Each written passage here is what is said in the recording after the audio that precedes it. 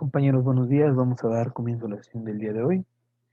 Em, bueno, continuaremos trabajando con lo que corresponde a la política comercial de la Unión Europea. En la clase pasada veíamos cómo la Unión Europea hace acuerdos, ¿no?, entre ellos mismos y le llamábamos expedición, ¿no?, cuando era una exportación interna, por decirlo así, ¿no? No se le llama exportación o importación, ¿no?, sino ya hemos acordado el nombre que se asignaba en esos casos. Fue lo que vimos la sesión pasada. Bueno, hoy seguiremos viendo algunos otros datos que nos pueden ayudar para ir configurando cómo es la parte comercial económica de la Unión Europea y poco a poco cómo ésta se ha ido expandiendo. Entonces, bueno, hoy seguiremos en ese sentido trabajando, viendo, ¿no?, los aspectos más importantes, por ejemplo, la generación de empleos que esto ha hecho, lo que es la cantidad en exportaciones y cómo estos acuerdos comerciales benefician a todos. Eso es muy importante. Ustedes recordarán que en alguna ocasión yo les dije que el comercio ayuda a progresar las naciones, ¿no? Es una fuente de crecimiento muy importante de las naciones. ¿Y cómo lo podemos identificar así? Muy, muy fácil. Simplemente del Producto Interno Bruto de cada país, vamos a ver que casi tres cuartas partes, si no es que el 80%, lo genera el sector terciario, sector servicios. Y aquí dentro de esto hay dos actividades sumamente importantes. La primera es el comercio, o sea, los movimientos de importaciones y exportaciones.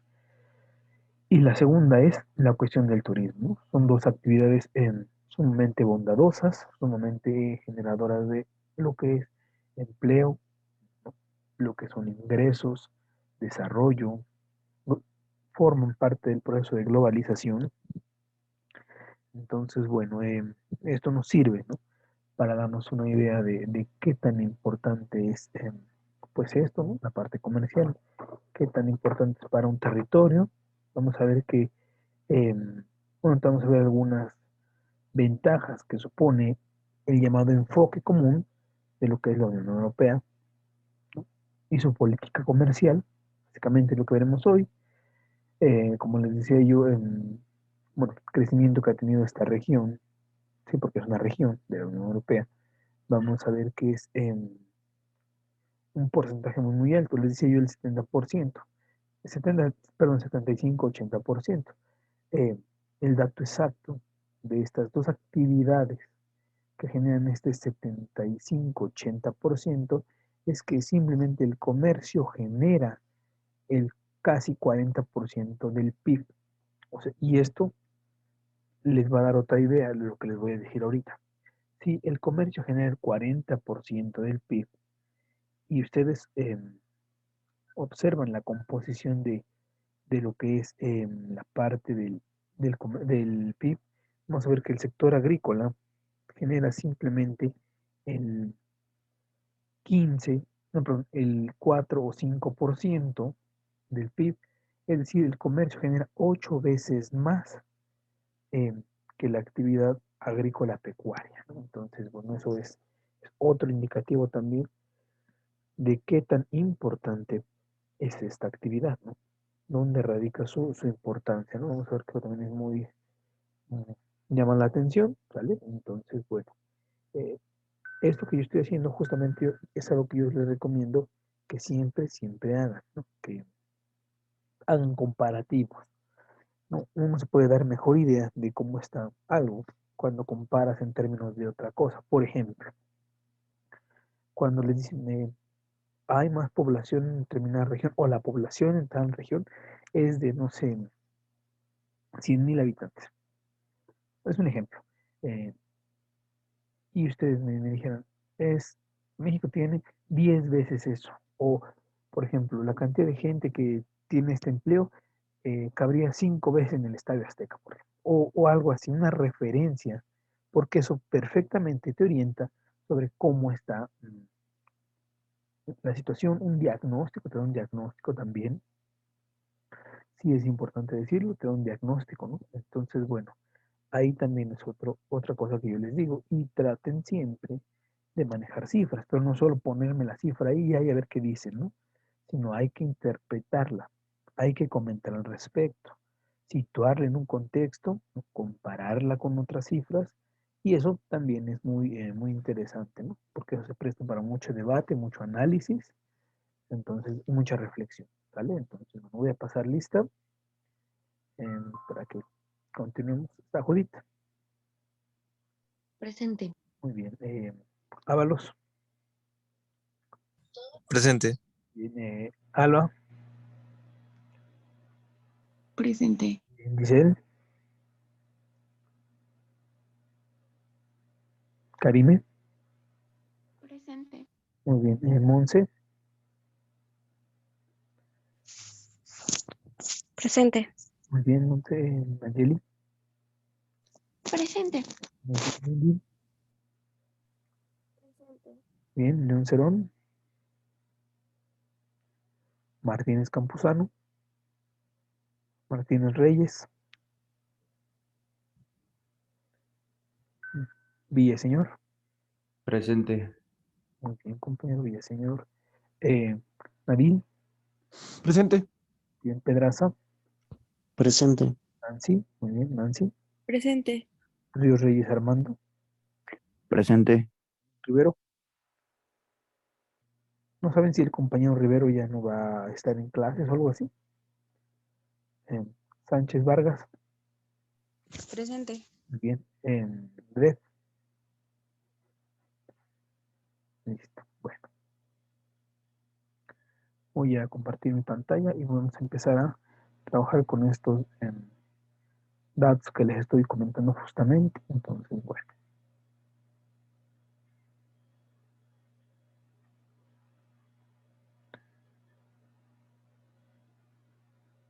Listo. Les decía y comentaba acerca de las ventajas que supone esta actividad. Pues entonces vamos a empezar a instarlas, ¿no? Pues la política comercial de la Unión Europea la voy a empezar a poner por aquí así. Entonces,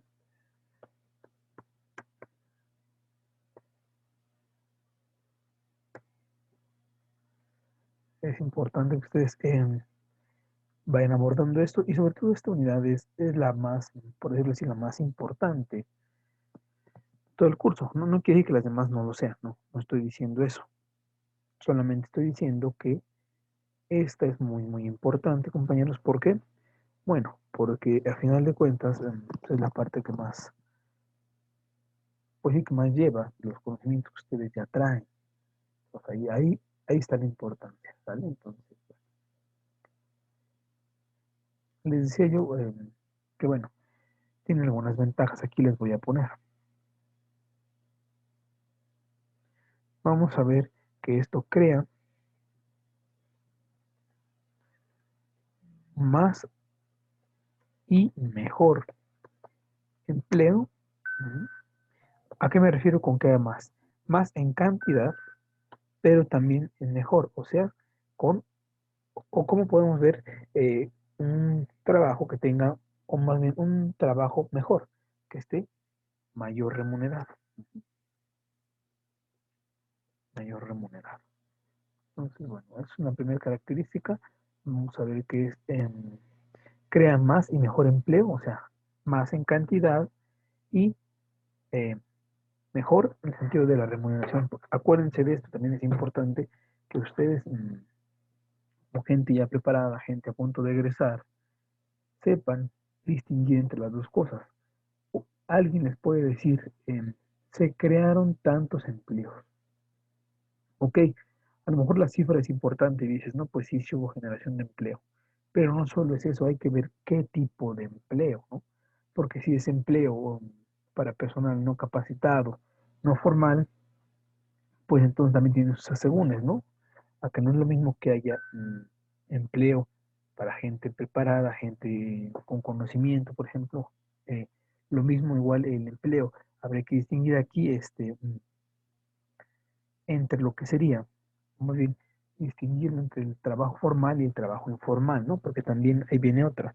O sea, ¿qué tipo de trabajo estás creando? ¿No? Un trabajo que es productivo, es decir, genera impuestos, por ejemplo, gente que está cotizando, que tiene las prestaciones, o un empleo al día a día, ¿no? Bueno, aquí también ustedes deben de ver, en otras palabras, la cantidad y calidad, ¿no? Vamos a decirlo así, cantidad y calidad, ¿vale? Entonces, bueno, vamos a ver que en el año 2017, que fue cuando se hizo el último conteo del empleo de la Unión Europea, vamos a ver que el empleo ahí son de personas activas, de población activa, perdón, son 31 millones de personas. Y otra vez voy a lo mismo. 31 millones más o menos equivale a una cuarta parte de la población de México. Puede sonar poco, y a lo mejor sí es poco. ¿Por qué? Porque recuerden que Europa es un país predominantemente de gente mayor, de gente adulta. Y obviamente la gente productiva, la gente en edad de trabajar, y de acuerdo a la definición de lo que es la población económicamente activa, pues es menor, ¿vale? Entonces, bueno, seguimos comentando, bueno, esto de la cuestión de las bondades, por decirlo así, de pertenecer o de la política comercial de la Unión Europea, ¿no? Entonces, bueno, otro dato que les voy a revelar importante es la cuestión de que las exportaciones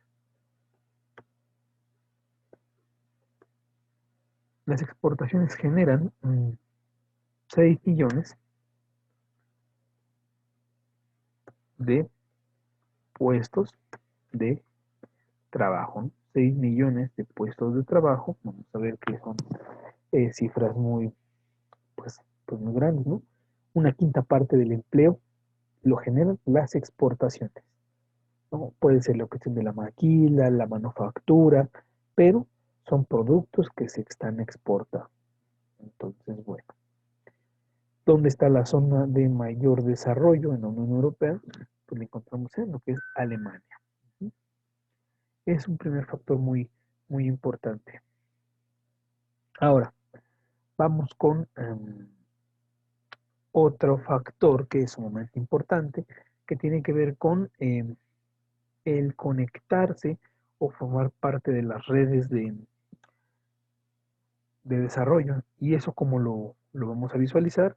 Bueno, el hecho de que, por ejemplo, se integren mejor con economías en crecimiento, ¿no? Entonces, bueno, en este sentido también tiene sus bondades. Listo.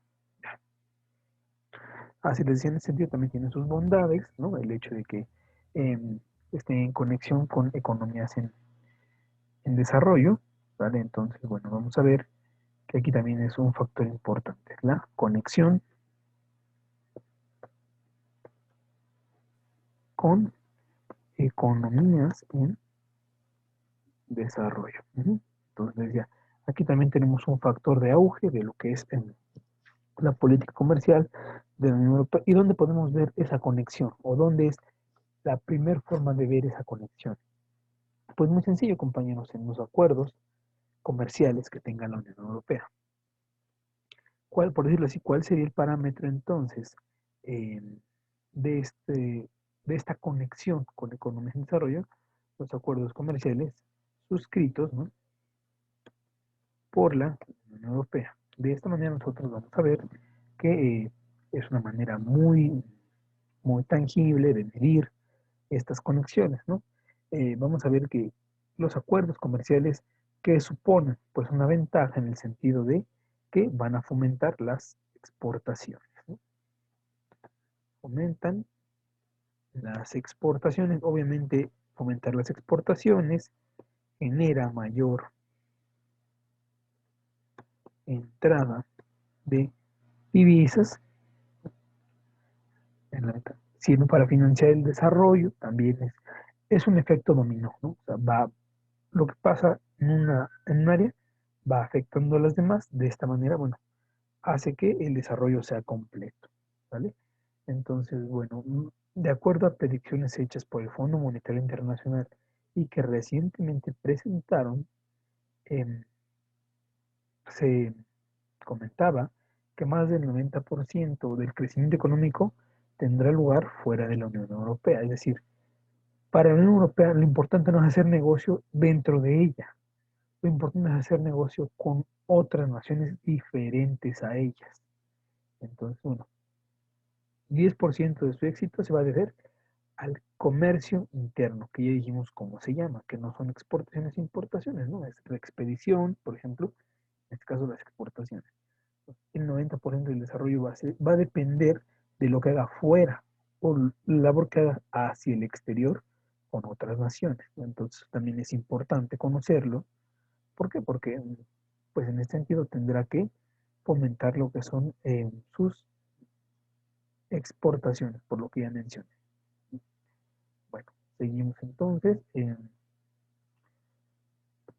Vamos a poner el siguiente factor que tiene que ver con ayudar a las pequeñas empresas. En ese sentido, vamos a ver que tiene que ayudar las pequeñas empresas, ¿no? Eh, Vamos a ver que en lo que es la Unión Europea, un 90% de las sociedades mercantiles, o sea, de las empresas de la Unión Europea, un 99%, un 99% son las llamadas pymes, ¿no? Las llamadas pymes. Un 99% son pymes, 1% son transnacionales. O sea, si de por sí, cuando yo les he dejado tareas de que investiguen las empresas de otros países, vemos que son muchas, bueno, esas representan solamente el 1%. El 99% de las restantes son pymes. O dicho de otra manera, por cada 100 empresas que ustedes me dan, una es una transnacional, 99 son pequeñas, ¿no? Pequeñas y medianas empresas, eh, ¿no? Entonces, bueno, también nos revela, eh, ¿no? Un poco de información, ¿sale? Vamos a ver que los acuerdos comerciales de la Unión Europea, es muy importante esto también.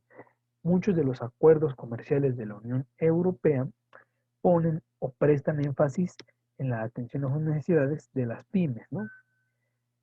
Se le dan mucha prioridad a las pymes. ¿Por qué? Porque, bueno, son eh, el motor de desarrollo. Y algo sorprendente es que las pymes, eh, pues bueno, generan demasiado empleo. Justamente lo que pasaba aquí en México. A veces la gente decía, es que pues las pymes, ¿qué? ¿No? ¿Qué importancia tiene una pyme?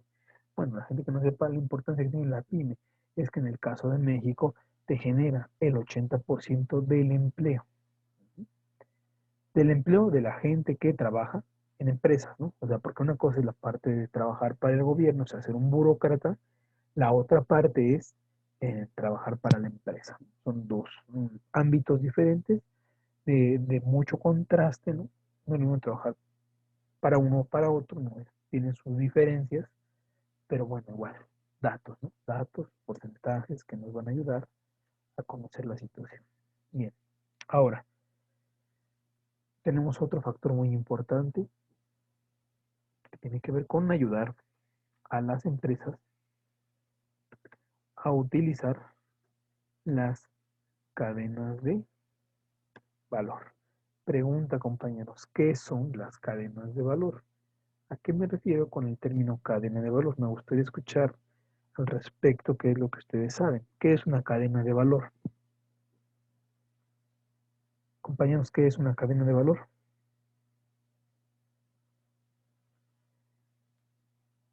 ¿No? Díganme qué es una cadena de valor. ¿Qué es una cadena de valor, compañeros? ¿A qué se refiere la cadena de valor?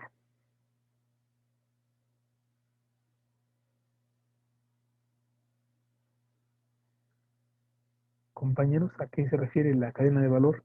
No han escuchado ese concepto de una cadena de valor. ¿Nunca lo han visto? Bueno, ¿qué es entonces la cadena de suministro? Compañeros, si no saben qué es una, tienen que saber qué es la otra, ¿no? ¿Pregunto yo o ustedes me responden? Bueno, pregunto yo.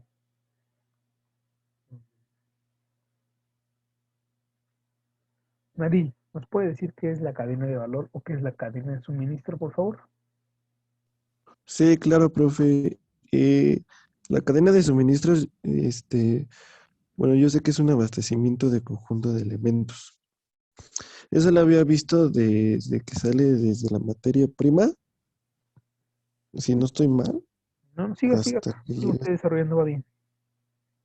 hasta su distribución de entrega. Nada más sé que es eso, pero lleva un proceso. ¿Y la cadena de valor qué es entonces?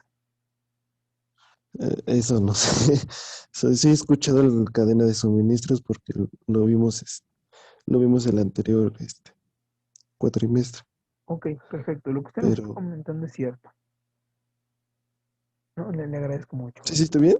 Sí, bueno, la cadena de suministro está bien. Es el abastecimiento de productos, sobre todo llamados materias primas, ¿verdad? Ujú, materia prima hasta producto final. De acuerdo, muy Bueno, bien. su producto. Hasta el producto final. Ahora, la cadena de valor es cuando tienes tu producto terminado y lo llevas al consumidor, ¿no? La llamada logística, que de la que hablan, tiene que ver o se relaciona casi siempre con la logística, desde que yo tengo no sé, un producto agrícola, los jitomates listos para llevarlos al mercado. Siempre relacionamos la logística con eso, del intermediario, mayorista, menudista, eh, pequeña tienda, ¿no? Etcétera. Pero la cadena de suministros, justamente lo que usted dice, todos los insumos para ello, por ejemplo, la semilla, el fertilizante, el agua. Si yo tengo un invernadero, el material para el invernadero, el material genético, la mano de obra que lo va a trabajar, todo eso es la cadena de suministro. Entonces, con esto podemos decir que la cadena de suministro es el pre y la cadena de valor es el post. ¿Cómo lo llevó el consumidor? Entonces, muy bien. Sí, usted lo que nos comentaba iba en ese sentido y es correcto. Ok, Muy sí, bien. profe. Gracias, compañero. Muy bien. Entonces, bueno, ahí es otro factor muy importante, la ayuda a las pymes. Esto de ayuda a las empresas es otro punto, déjenme quitarlo de aquí, porque pareciera como si fuera de las pequeñas empresas, y no, es un punto aparte esto. Entonces, bueno, ya tenemos otro factor más. Seguimos entonces, vamos a ver que tenemos lo que tiene que ver con unir a los ciudadanos también. También tiene un factor social, unir a los ciudadanos, ¿no? ¿En qué sentido?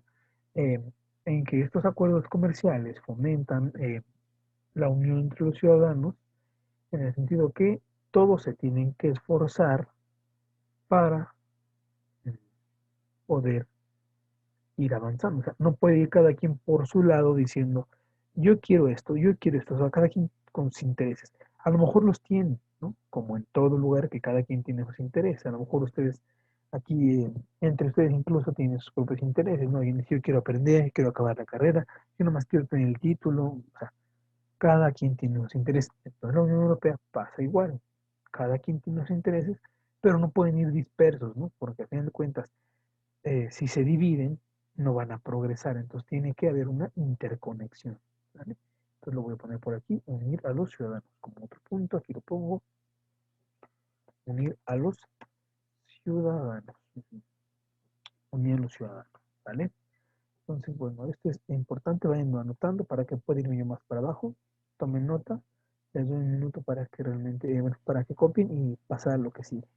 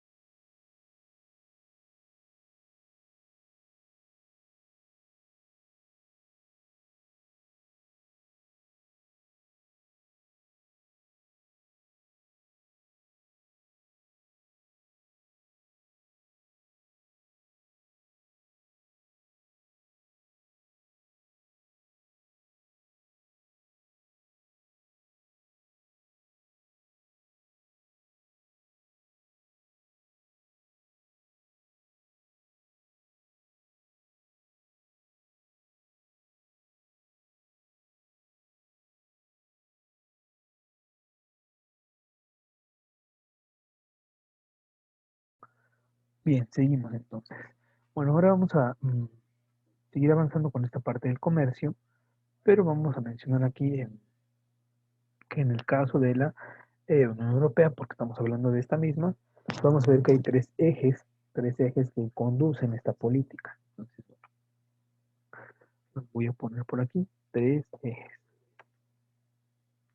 El primero de ellos tiene que ver con lo que es comercio para todos. Comercio para todos. Una parte de comercio para todos tiene que ver con una política de comercio e inversión. De comercio e inversión. Política de comercio e inversión. Y es una estrategia que lanzó la Unión Europea en el año 2015, o sea, no hace mucho. Entonces, bueno, son cosas muy, muy recientes. Es el primer eje. El segundo eje tiene que ver con una política adecuada para el futuro. Una política adecuada para el futuro. ¿A qué se refiere con esto? ¿O qué tenemos que decir aquí? Bueno, la cuestión es que la finalidad de esta nueva estrategia que estamos comentando en el punto de arriba eh, tiene que ver con la cuestión de que genere más oportunidades, genere más oportunidades de exportación. Como ya dijimos, ¿cuál es el efecto que se busca? ¿No? Que genere lo que es más fuentes de trabajo para los ciudadanos. ¿No? ¿De dónde? De la Unión Europea, obviamente. ¿Vale? Entonces, bueno, y aquí implica tres modalidades, ¿no? Vamos a ver, aquí implica tres modalidades. Número uno, tenemos lo que es el aumento de las cadenas de valor mundiales. El aumento de las cadenas de valor mundiales es un primer fenómeno. El segundo tiene que ver con la economía digital. Y aquí entra una cosa que se llama el e-commerce, ¿no? Bueno, que ustedes son expertos, compañeros, en el e-commerce. eh, bueno, aquí entra también. Y por último tenemos lo que es comercio de servicios. ¿Cuál es uno de ellos? El turismo, ya lo hemos dicho. Pero sobre todo en la economía mundial es donde ustedes deben de hacer énfasis, ¿no? En el comercio perdón, la economía digital o el e-commerce, ¿no? Que es también muy importante.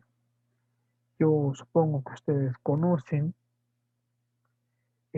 a qué me refiero cuando hablo del e-commerce. A ver, voy a preguntarle a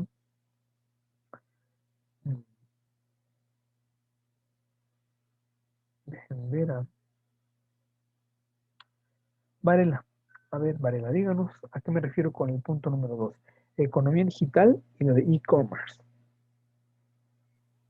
Pues se refiere a la nueva tendencia que está hoy en día, ¿no? Es el comercio virtual por medio de internet, ya se compra con dinero virtual, ya se hacen los pedidos de manera electrónica, todo se está haciendo, pues sí, electrónico. Ok, de acuerdo, muy bien, en efecto, todo es electrónico. Es decir, el comercio está sufriendo un cambio, una revolución en sus formas tradicionales, ¿no? Donde había que ir a un lugar físico, había que pagar con dinero en efectivo, ¿no? Sino ya son otras modalidades diferentes. Y esto es muy importante mencionarlo y que obviamente ustedes lo sepan, ¿no? Deben de estar muy bien empapados de esta parte del comercio, deben estar muy bien sí, empapados, ávidos de este conocimiento, compañeros, ¿no? Entonces, bueno, aquí es importante que ustedes le metan mucho en esto, en la parte del comercio, porque es lo que está pasando actualmente. O sea, no podemos decir que es un fenómeno que quién sabe cuándo va a pasar, ¿no? ¿Quién sabe cuándo sucederá? No, es una cosa que ya está sucediendo. que ya está pasando. Entonces, ahí tiene su importancia, ¿vale? Entonces, bueno, y seguimos con el tercero de ellos, porque les dije que eran 3 ejes. El tercero de ellos, que tiene que ver con la ética, ¿no? La ética es una actitud que debe, o más bien que debería de prevalecer entre todos nosotros. Siempre, tanto ustedes como profesionistas, yo también, eh, en las diferentes actividades que ustedes realicen, incluso a nivel nuclear, familiar, eh, incluso a través de las relaciones interpersonales, también hay que tener una actitud ética, ¿no? Una cuestión de valores, ¿no? Entonces, bueno, es que eso es muy importante, que un individuo tenga pues, esas buenas actitudes, esas buenas formas. Tenemos una política basada en valores, ¿vale? Aquí en ese sentido, tenemos que ver que debe ser comercio para todos. No se trata o no se debe interpretar como de solo intereses, ¿no? O sea, intereses. O sea, de que los hay, pero no solo son esos, sino también valores. También lo que son los valores. En ese sentido, quiere decir que se haga un comercio justo.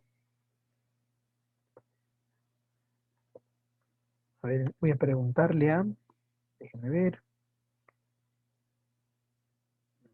compañera Karime, ¿nos puede decir qué es el comercio justo o dónde lo ha escuchado usted alguna vez? Lo que tiene que ver con el comercio justo. Sí, profe. Pues No, ¿dónde estamos escuchando? es como, ¿sí me escucha? Ah, ya, ahí la escucho perfectamente.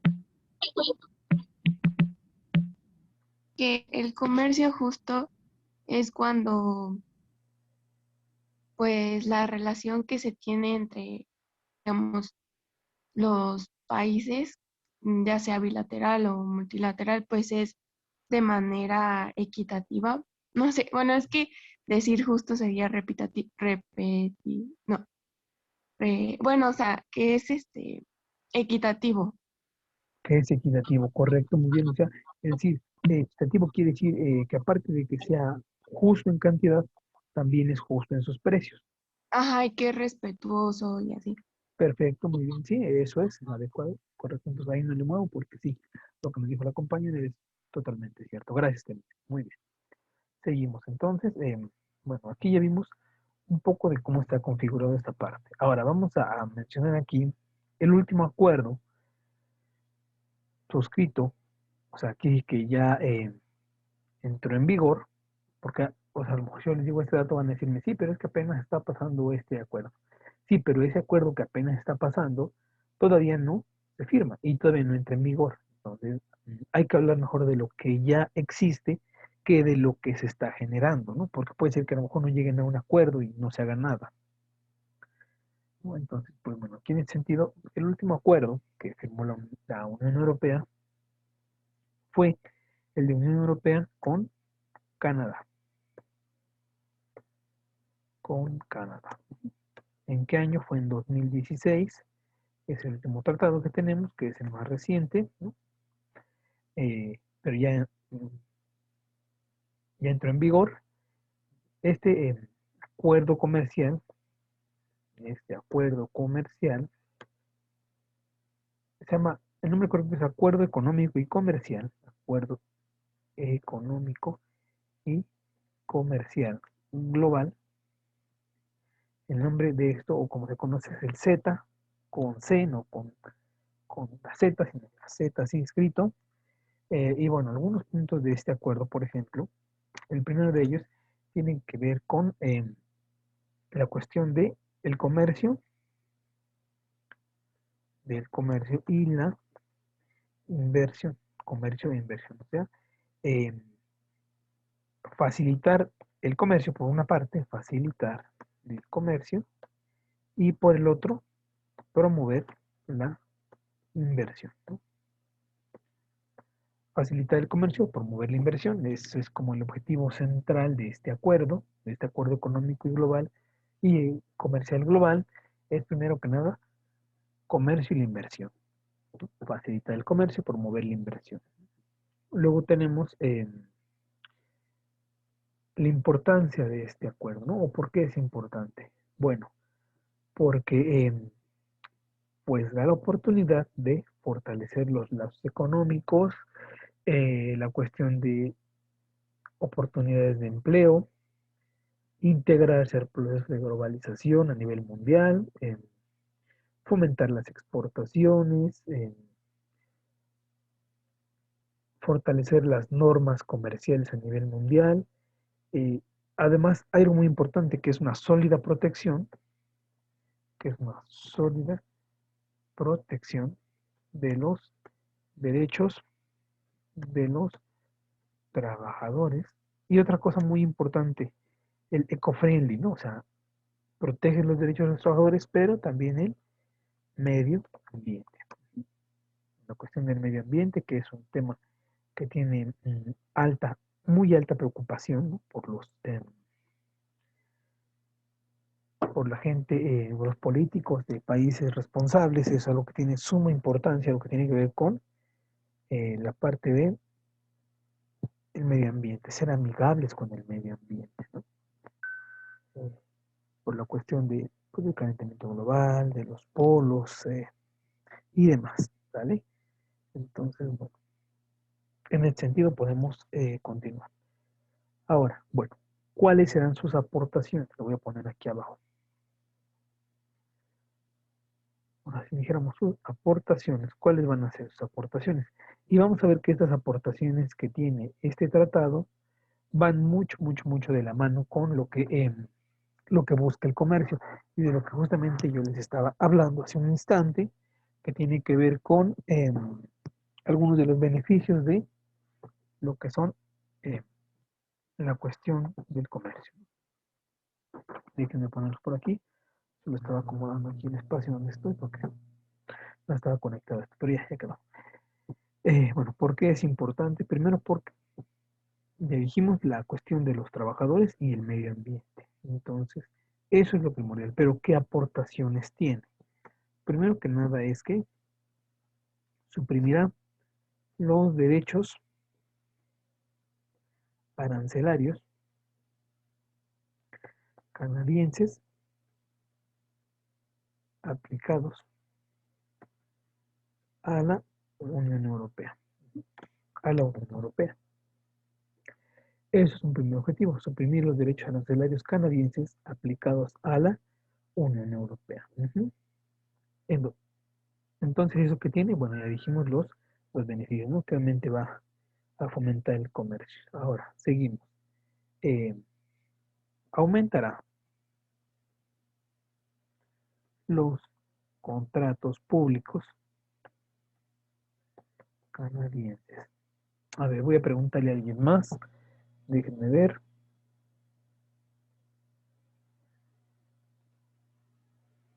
Nancy, ¿nos puede decir qué es un contrato público? ¿A qué se refiere la palabra contrato público?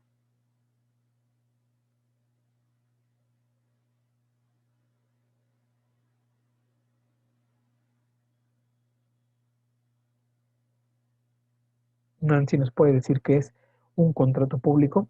Sí, profe. Bueno, me puedo imaginar que es cuando eh, se como que es transparente ese contrato, o sea, como que todos deben de saber qué contiene. Exacto, y es una licitación. Ajá, muy bien. Y un ejemplo, por ejemplo, ahora sí que un ejemplo de un contrato público, ¿como qué podría ser?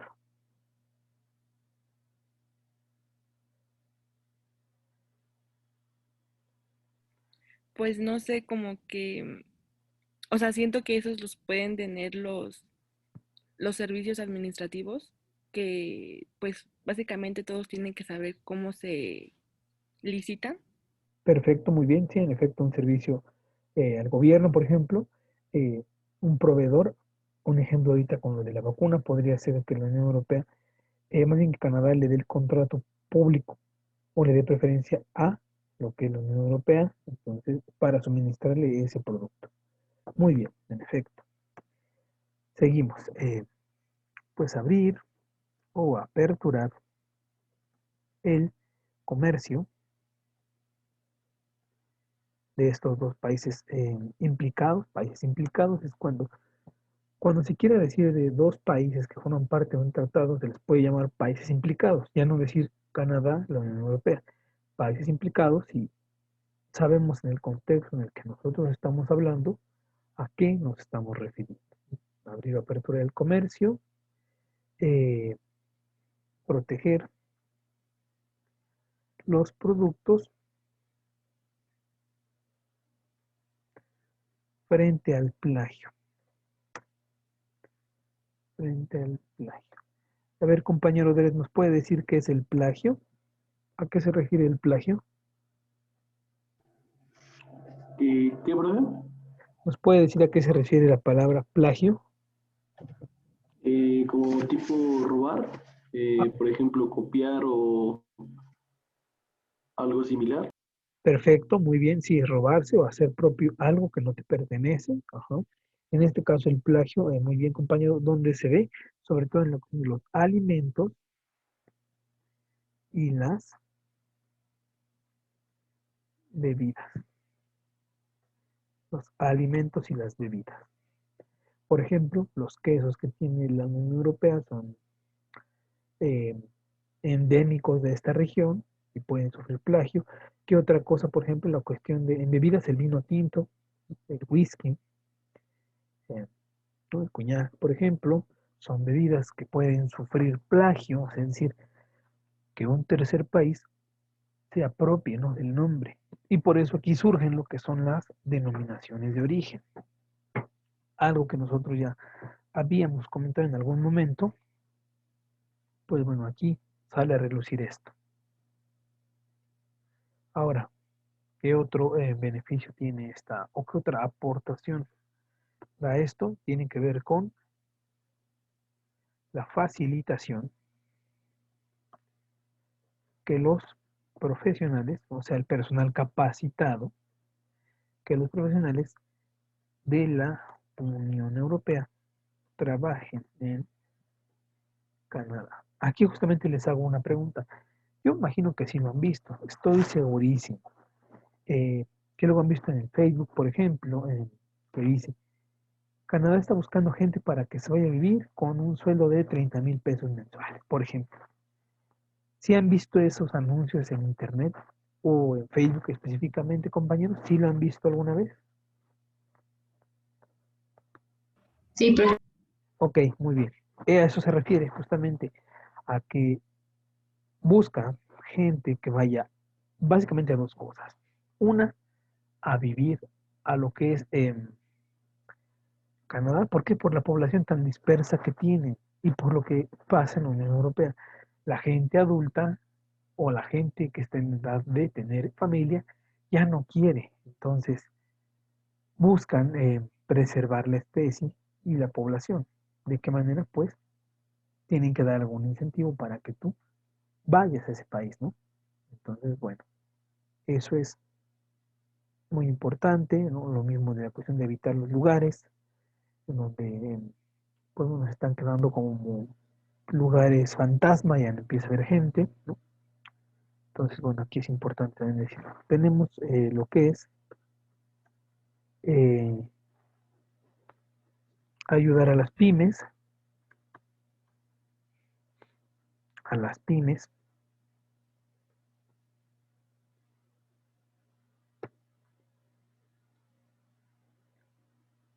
y por último tenemos lo que es el fomento a la inversión.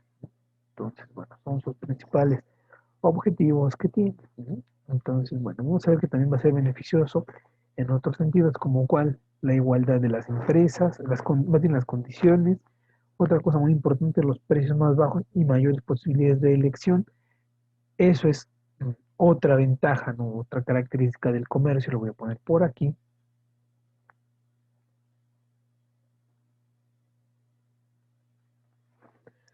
Son algunos de sus resultados del comercio. Variedad de productos y, y si hay competencia de productos, ¿cómo van a ser los precios? Pues más bajos. No es lo mismo que un monopolio, a que haya la competencia perfecta, por ejemplo. No son sus ventajas. Muy bien, entonces tomen nota de esto para que yo pueda pasar algunas políticas de defensa comercial. Les doy 2 minutos y seguimos.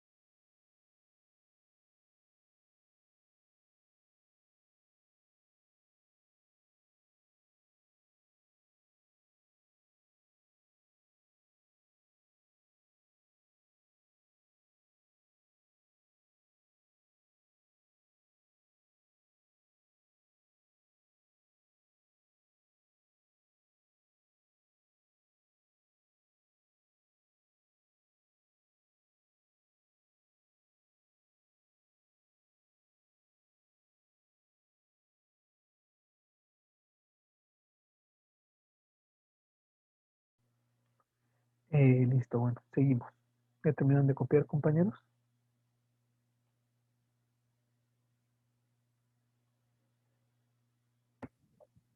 Ya, profe. Perfecto, muy bien. Bueno, gracias. Muy bien, compañeros, seguimos. Les decía yo que vamos a ver lo que son las políticas de defensa de la Unión Europea. Entonces lo voy a poner por acá de este lado.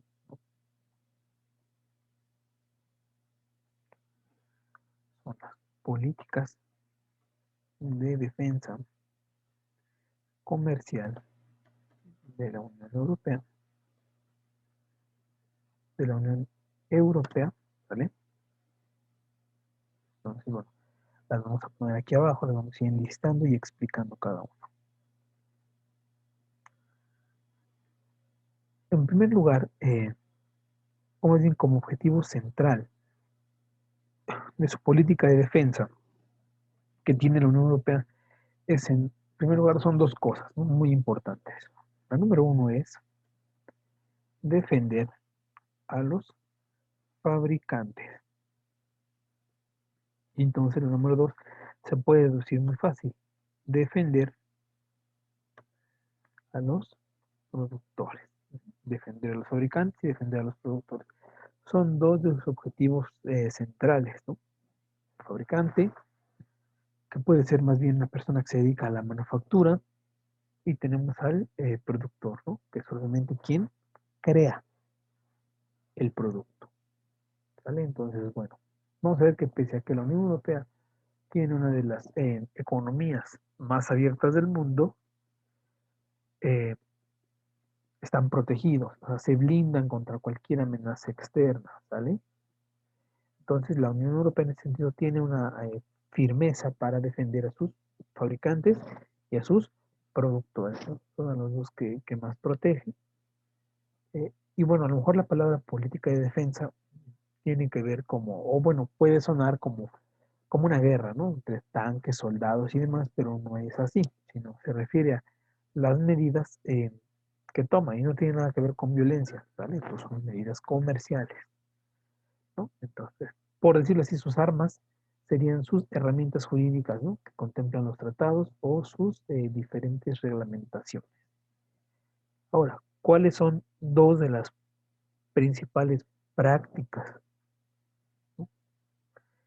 no éticas del comercio? ¿Cuáles serían? Bueno, la primera de ellas tiene que ver con la cuestión del dumping. ¿Sí? Entonces lo voy a poner por aquí abajo.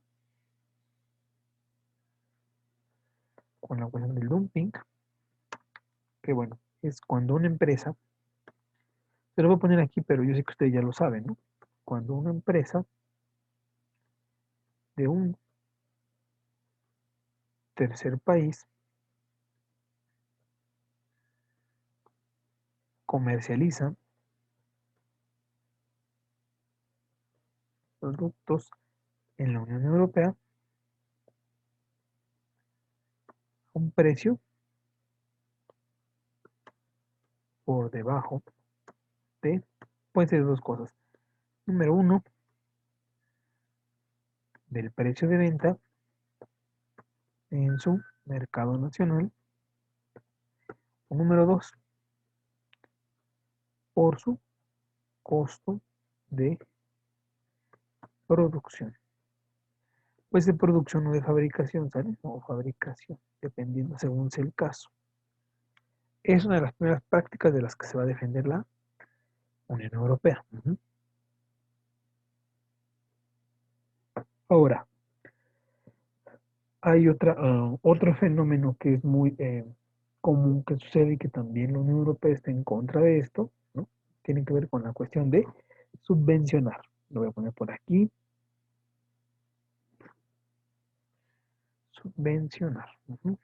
Que tiene que ver con cuando un gobierno de un tercer país, cuando un gobierno de un tercer país concede subvenciones a las empresas para que produzcan o exporten productos. Es decir, cuando se les apoya o se les da un dinero para que artificialmente los vuelvas más competitivos, estás subvencionando. Y esto se puede permitir tal vez en una situación de desastre, de crisis. Pero en una situación normal, esto no es bien visto por el comercio, el subvencionar, ¿no? Es una manera de volver competitivo algo improductivo. Eso es una subvención. Ahora, ¿qué otra política de defensa tiene? Lo que es la competencia justa.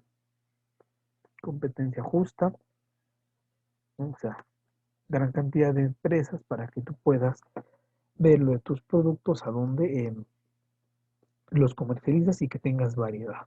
Ujú. Tenemos la cuestión de lo que son las salvaguardias, que ustedes ya saben a qué se refiere eso, las salvaguardias, ¿no? Lo que son las certificaciones, lo que son las denominaciones de origen, ¿no? Denominaciones de origen, tenemos las normas técnicas. Hicieron la tarea que les dejé, por cierto. Compañeros, hicieron la tarea que les dejé.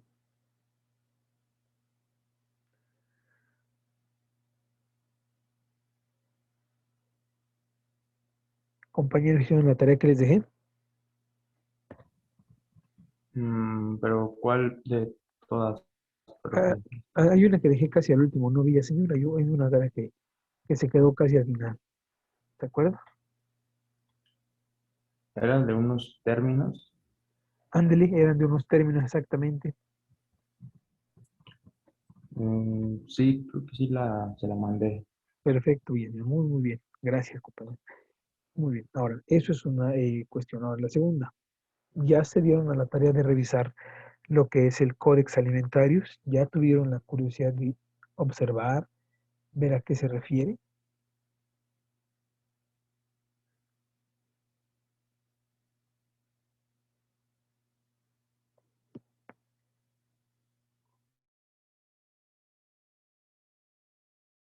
Compañeros, ¿ya vieron a qué se refiere esto o no?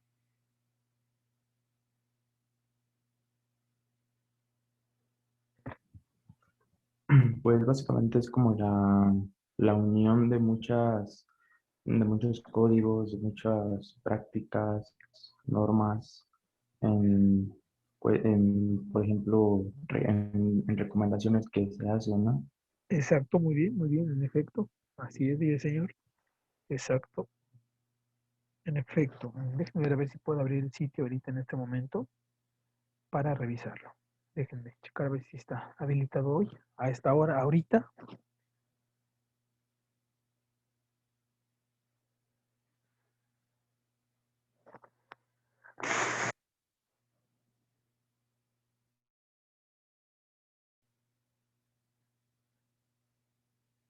Ujú.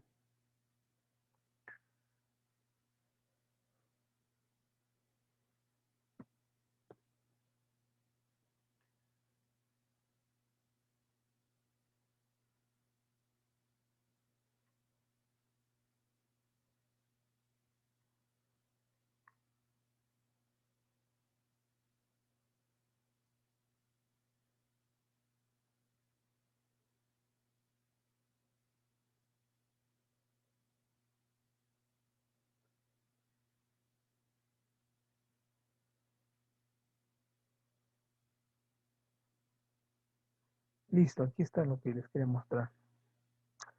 Sí, sí tengo la presentación esta que quería que viéramos.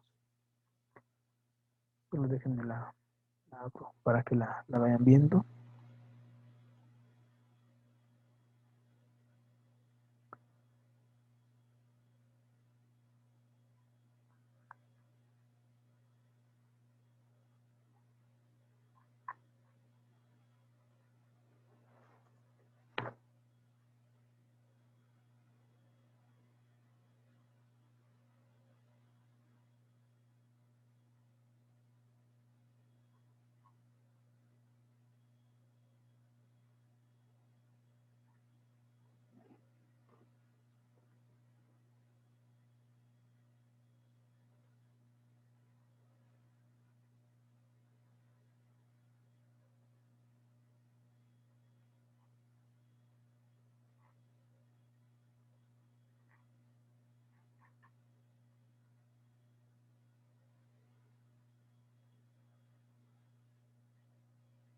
Listo. Entonces, bueno, voy a abrirlo para que lo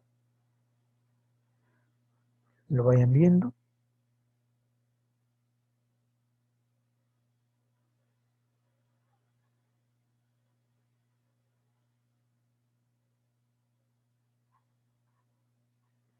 A ver, déjenme ver si aquí está muy bien para verlo.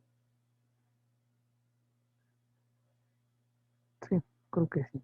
De hecho, son dos documentos. Uno es la presentación del códex y la otra es el códex en sí.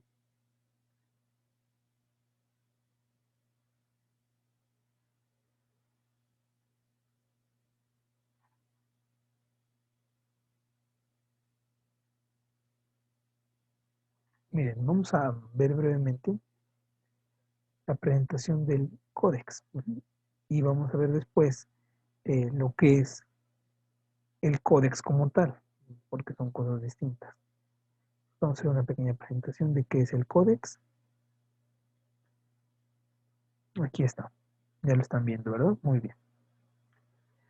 Bueno, primero que nada, el Codex Alimentarius pertenece a lo que es la rama de la ONU que habla sobre la alimentación, ¿no?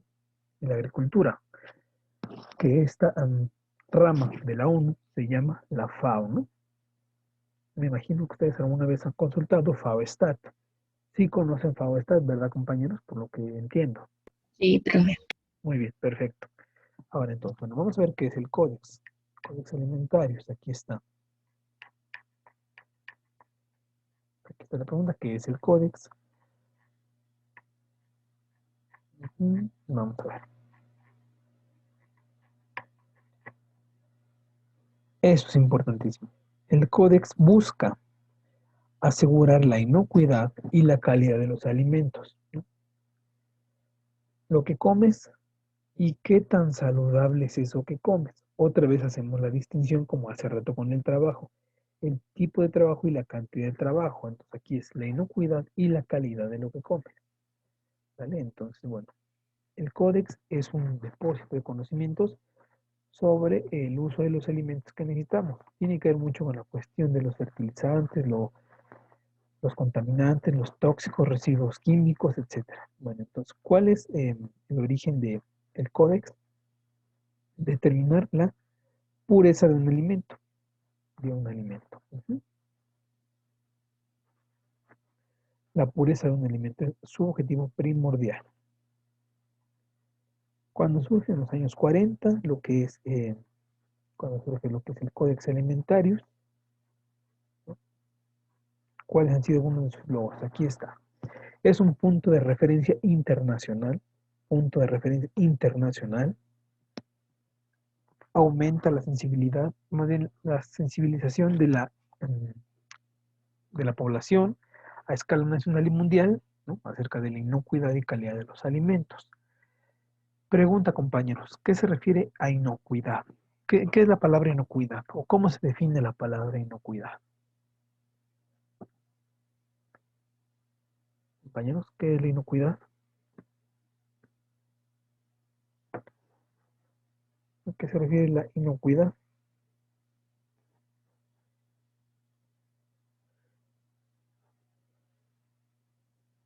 ¿Alguien me dice o yo pregunto? Bueno, entonces yo pregunto.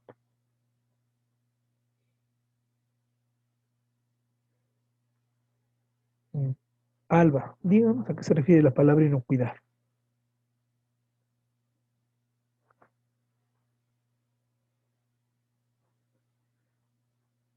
Alba, ¿nos puede decir qué es la inocuidad, por favor?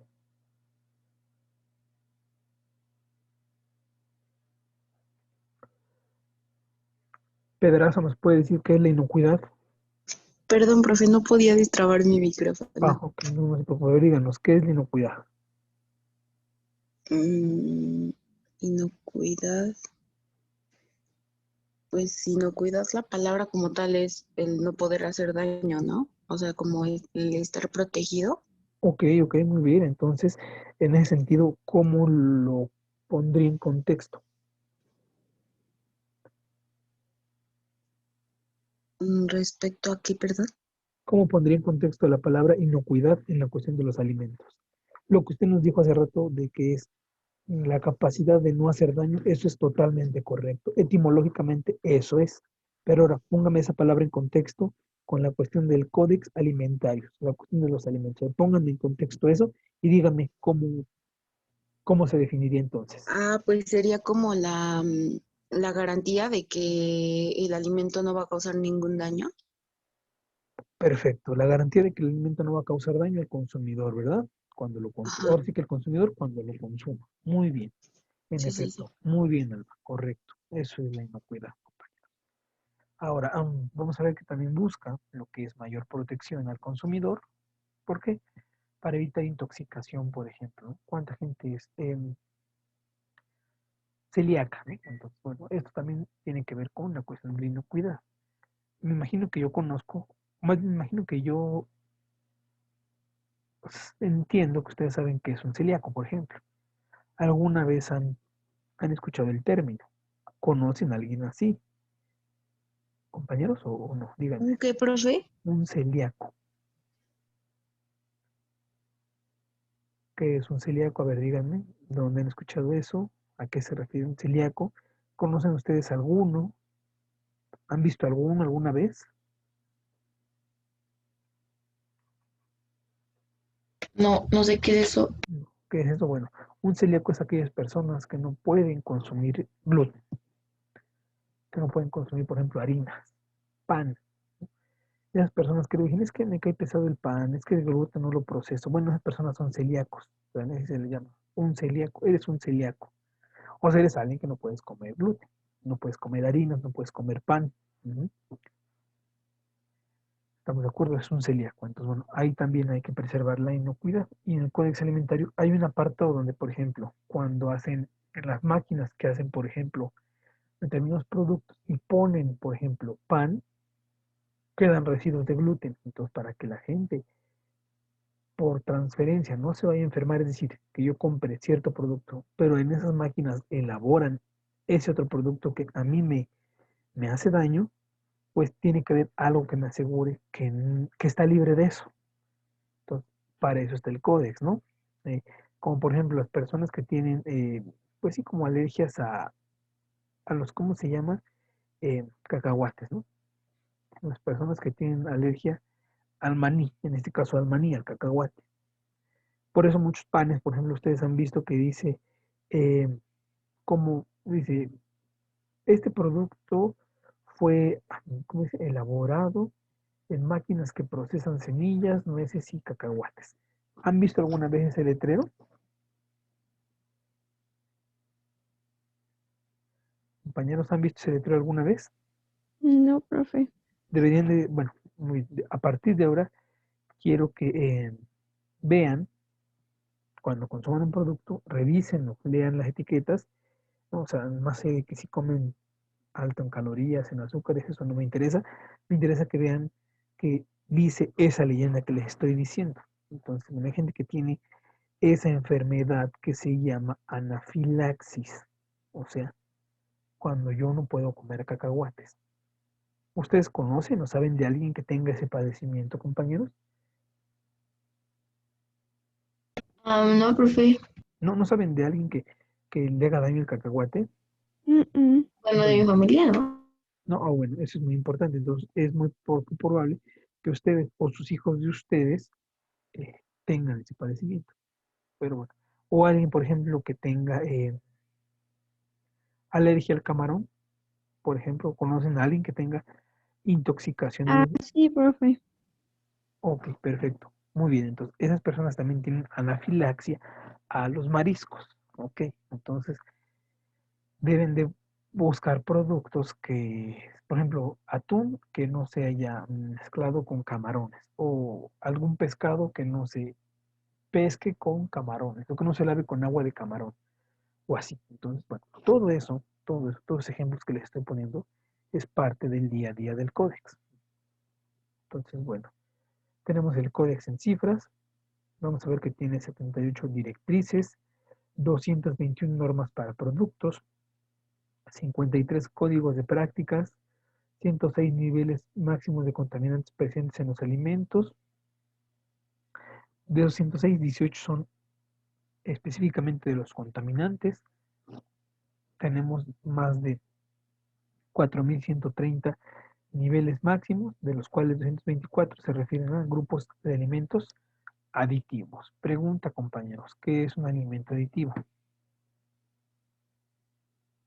¿Qué es un alimento aditivo? Díganme.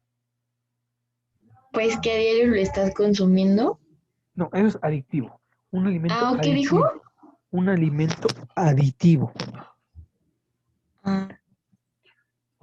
Pues como la palabra lo dice, es adicional a lo que tú estás consumiendo.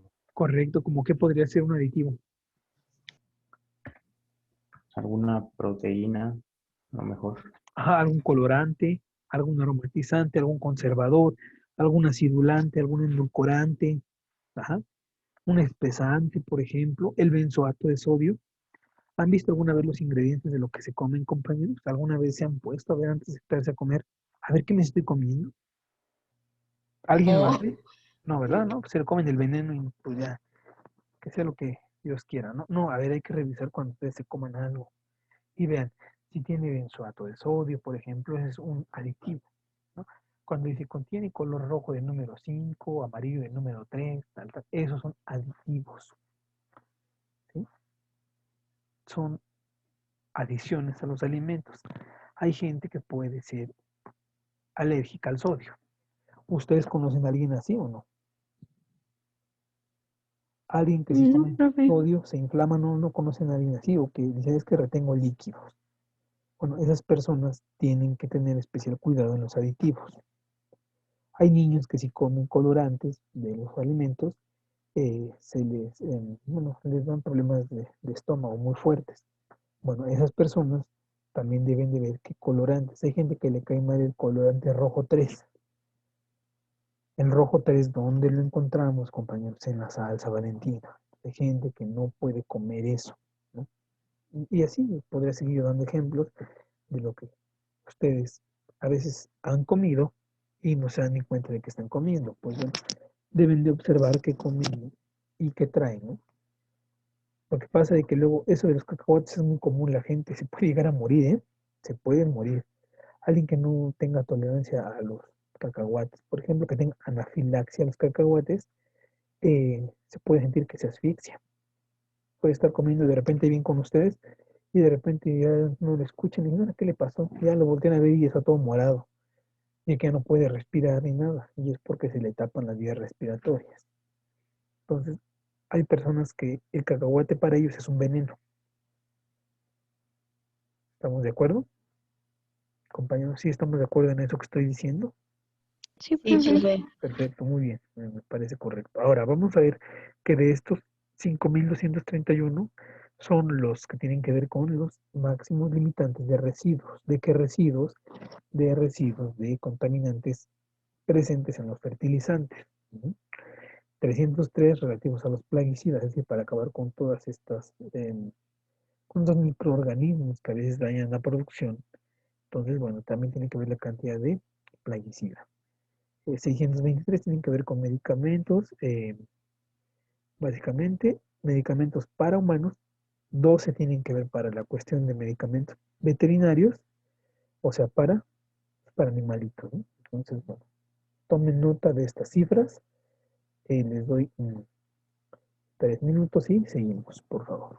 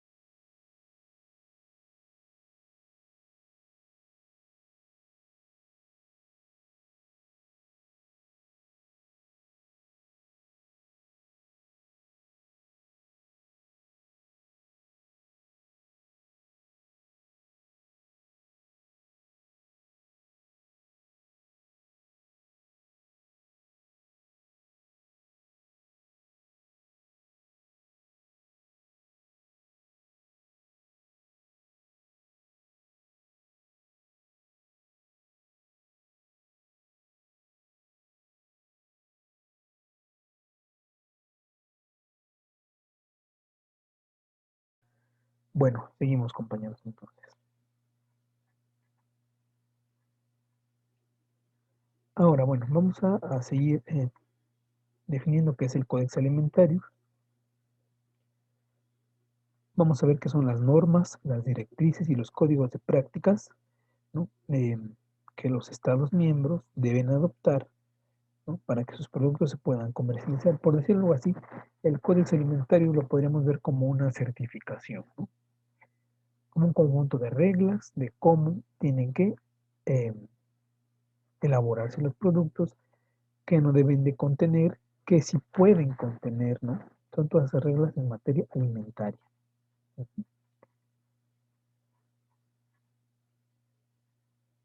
Ahora vamos a ver que este códex antes era un libro impreso y ahora es un libro de manera digital, el cual ahorita vamos a ver, está por aquí.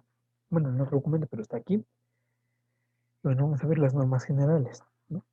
Que son códigos de práctica que se aplican en los alimentos. Primero que nada, todos los aditivos alimentarios, ¿no? Tienen que estar regulados, ¿no?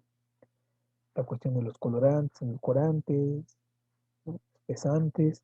Ahora, la higiene alimentaria, ¿a qué hace referencia? A evitar la contaminación microbiológica de los alimentos con microorganismos nocivos, ¿no? Mediante buenas prácticas. Y tenemos otros contaminantes, por ejemplo, productos químicos, metales pesados, sustancias radioactivas. Por ejemplo, eso de que en el mar luego vacían sustancias radioactivas, son productos que ya no se pueden consumir. ¿Por qué? Porque son dañinos para el ser humano. ¿Sí? Hay que poner especial atención. Bien, aquí está muy importante esto. En todas las normas para productos se hace referencia a normas generales pertinentes, ¿no? Y aquí están, por ejemplo, los cereales, legumbres y productos derivados, incluidas las proteínas vegetales. Tenemos para grasas y aceites y productos afines, para pescado y productos pesqueros, o sea, mariscos también, frutas y hortalizas frescas, ¿no? Frutas y hortalizas elaboradas y congeladas, o sea, son dos reglas distintas las que aquí en este caso eh, proceden, ¿no? Ahora, es muy importante, normas de productos, residuos de plaguicidas y residuos de medicamentos veterinarios, en el caso, por ejemplo, de la carne. Cuando ustedes compran carne, yo supongo que, porque pues, muchas personas no lo hacen, es de que ver eh, la cantidad, por ejemplo, o del rancho de donde provienen, que a veces ocupan ciertos productos que están prohibidos. A ver, díganme ustedes un producto que está prohibido en la carne, un producto que ya no se permite en la carne, sobre todo en la de puerco. ¿Qué producto es? A ver, digan. Y está prohibidísimo que se le ponga a los animales eso. Clenbuterol. Exactamente, muy bien, me dice el clenbuterol, muy bien, perfecto. ¿Para qué lo ocupan? Para que el animal gane músculo, ¿no? Pero es dañino para el ser humano. Muy bien. Ahora, el etiquetado, ¿no? Por ejemplo, nombre del alimento y cualquier requisito especial para garantizar que no se engaña al consumidor. Por ejemplo, cuando la leche dice, una vez abierto, conserves en refrigeración. Ya te están diciendo que si lo abres, lo tienes que meter al refri. Para que no diga que, hijo, ya no sabía, ya lo dejé afuera. Luego pruebo la leche y ya sabe como a limón, ¿no? Bueno, ya se agrió, ya se echó a perder, ya no sirve. Ahora, métodos de análisis y muestreo, ¿no? Es decir, que el producto se ajuste a lo dispuesto por la norma. Tenemos la inspección y certificación de importación, es decir, este producto es libre de determinada enfermedad, ¿no? Bueno, ahora, los aspectos nutricionales, compañeros. La cuestión nutricional. Sí, hay una cosa muy importante aquí, y lo hemos visto ahorita con los sellos de los alimentos. Pregunta, ¿han visto los sellos de los alimentos, los como esos cuadros o hexágonos negros? ¿Sí los han Sí, visto? profe. Sí, profe. Perfecto, muy bien. Entonces, eso es parte de los aspectos nutricionales de los alimentos. También lo vamos a ver presente. Aquí está, miren. Ahora hay otras muy específicas para lo que son los zumos, que son los jugos de fruta. En este caso, para carne, productos y cárnicos, para los sopas y caldos, ¿no? Leche y productos lácteos, azúcares, productos del cacao y chocolate. Ah, también aquí es muy importante en el chocolate la cantidad de cacao que contiene. Porque a veces un chocolate, le dicen algo chocolate y tiene 95 o 90% azúcar y el otro 5% manteca de cacao, ¿no? Y ya le dicen chocolate a eso. Eso no es un chocolate. Ahora, viene lo que es, hay que distinguir varias cosas, lo que es el nombre, que es el nombre común del alimento. Tenemos lo que tiene que ver con el ámbito de aplicación, nombre del alimento al que se aplica la norma, y la finalidad para el producto. Es decir, este producto puede servir como condimento. Este producto no es un alimento, a veces dice, o así. Ahora, la cuestión sobre pesos y medidas, ¿no? Peso neto, contenido bruto, ¿no? Tipo de envase, litros, eh, gramos, kilogramos, depende de la medida en que esté expresado, ¿no? Luego tenemos que tener lo que es la descripción del producto. En la descripción se incluyen lo que son las definiciones del producto, eh, la norma, dice, sujeto a la NOM 00 tal, etcétera. Lo que tiene que ver con las materias primas, o dice, este producto está elaborado a base de leche. Ah, pues ya sabemos que contiene lactosa, ¿no? La gente que es intolerante a la lactosa o que tiene eso que yo les comentaba hace rato, entonces pues debe tener especial atención. Ahora tenemos lo que es la composición esencial, ¿no? La identidad del producto, ingredientes, es obligatorio los ingredientes. Ahora, referencias a las normas generales, ¿vale? Entonces, bueno, son algunas de las características de los alimentos, ¿vale? Ahora, las normas y procedimientos del Códex definen el proceso de elaboración de normas abierto, inclusivo, transparente y científico, ¿no? Aquí es importante mencionarles esto. Bien. Bueno, aquí parte del reglamento, no me voy a meter mucho, yo me estuve enfocando en la parte técnica, ¿no? Que es la parte que al final de cuentas en comercio internacional es la que nos ayuda. Los órganos auxiliares del Códex, no, tampoco nada más voy a mencionarlo, aquí está la secretaria del Códex, el comité ejecutivo, comité de asuntos generales, tenemos lo que es los contaminantes de alimentos, aditivos alimentarios, miren, por ejemplo, la de contaminantes de alimentos está en los Países Bajos, la de aditivos alimentarios está en China, la de higiene de los alimentos está en Estados Unidos. El sistema de inspección y certificación está en Australia. El etiquetado de los alimentos está en Canadá. Los principios generales se encuentran con sede en Francia. Métodos de análisis y toma de muestras están en Hungría. Nutrición y alimentos para regímenes especiales está en Alemania. Residuos de plaguicidas están en China. Y residuos de medicamentos en Estados Unidos de América. Son como sus diferentes ramas y dónde se encuentran localizadas. Los comités de productos de cereales, legumbres y leguminosas están en Estados Unidos. Frutas y hortalizas frescas, las sedes en México. Grasas y aceites está en Malasia. Frutas y hortalizas está en Estados Unidos. Azúcares está en Colombia. Especias y hierbas culinarias está en la India. Factores del cacao y el chocolate está en Suiza. Pescado y productos, Noruega.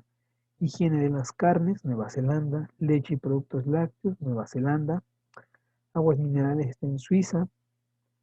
Por los manantiales tiene que ver mucho y las proteínas vegetales están en Canadá. Ahora tenemos sus comités coordinadores regionales. Tenemos el de África, el de Asia, el de Europa, el de América Latina y el Caribe, América del Norte y Pacífico Sudoccidental y el del Cercano Oriente, ¿no? Y su ubicación de cada una. En este caso yo les recomiendo que revisen el CC Euro, que es el comité coordinador de la región de Europa, de la Unión Europea. Ahí podrán más específicamente consultar la información, compañeros. ¿Estamos de acuerdo? Todo esto es muy, muy importante, muy interesante. Ustedes como gente de comercio deben de saber dónde consultar las fuentes. Vamos a pensar que alguno de ustedes quiere exportar. Antes de pensar en algún mercado, tiene que consultar la norma COEX para saber si su producto cumple o no con las características, porque puede ser que a lo mejor su producto no es apto, o puede ser que su producto sí sea apto. Entonces, pues primero antes de pensar en cómo lo voy a mandar, primero hay que ver si mi producto cumple con las características, porque si no cumple, pues podría estar muy rico, muy sabroso, pero a nivel internacional, pues no sirve. ¿Vale? Entonces, bueno, hasta aquí alguna duda o comentario, compañeros, que quieran hacer. No, profe. ¿No?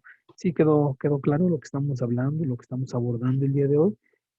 Sí quedó, creo que se entiende, ¿no? Y además es muy, muy importante hacer todo este análisis, porque bueno, como les dije hace rato, ustedes son gente que ya están por, por egresar y pues deben de tener las bases, ¿no? Saber hacerlo práctico. Y es lo que yo he tratado en este curso, que nos vemos a lo práctico. Que ustedes sepan dónde voy a consultar, dónde voy a revisar esto, dónde voy a ver esto, etcétera. Entonces, pues bueno, compañeros, nos veremos la próxima sesión. Tengan un buen fin de semana y estamos en contacto. Gracias, profe, igualmente. Gracias. Bye bye. Gracias, Nayeli. Hasta luego, compañeros.